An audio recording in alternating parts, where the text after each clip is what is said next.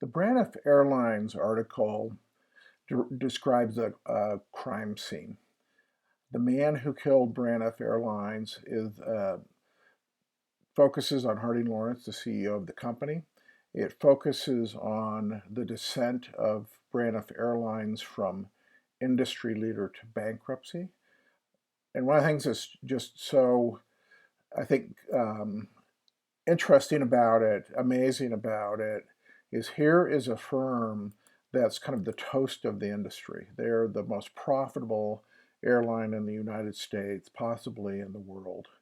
And in very short order, they've gone into bankruptcy. Harding Lawrence has gone from celebrated CEO to someone who, is friendless and slinks off to New York City to occupy an office in his wife's firm and is totally vilified uh, by the industry.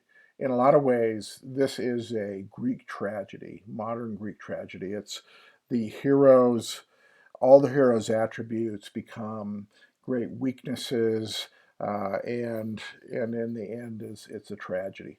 There are precipitating factors. The regulatory changes that disrupted the industry are factors that undermined the airline. But what we're most interested in is the leadership that went along with these changes in the regulatory environment. There's clearly significant strategic failures that are a factor in the firm's bankruptcy. But I'd like you to really note and in your analysis focus on the way in which Harding's leadership, his conduct in the role of CEO, contributes to the eventual bankruptcy of the firm. um, you're going to be challenged in the analysis, which should be about half of your case write-up, to draw the link between the behaviors and the ultimate business failure. So you're going to notice things like executives are afraid to deliver bad news. There's one part of the leadership catastrophe is what happens to the management decision-making structure. There's another part of the leadership catastrophe is what happens to the service culture of the airline and directly related to Lawrence's behavior. And so the behaviors are going to be evident to you. The connection to the business outcomes are going to require some thought.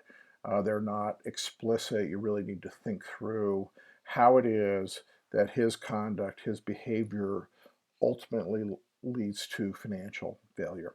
And then in the recommendations that you're asked should be, again, they're very speculative. Um, this is almost an impossible situation, but consider it a turnaround situation, and what is it that you could do as a leader to save this company or turn this company around. And I think you need to think about kind of all aspects of the decision making, the service culture, what has happened with it, the company's reputation in the market are all significant factors here. And if it makes you more comfortable, you can pretend you've got a private equity investment of another 800 million to accomplish this turnaround. If that makes you more comfortable looking at those recommendations. Clearly the company is bankrupt. Other things happened. It wasn't turned around. But for our purposes, we're most interested in the analysis piece and drawing these links between leadership behaviors and business outcomes. And then also thinking about, of course, this is a lesson, a negative lesson in leadership is how not what not to do. But consider some of the things that we've talked about, the speculative nature of where leadership can make a difference, and think about, are there parallels that you can apply in this situation?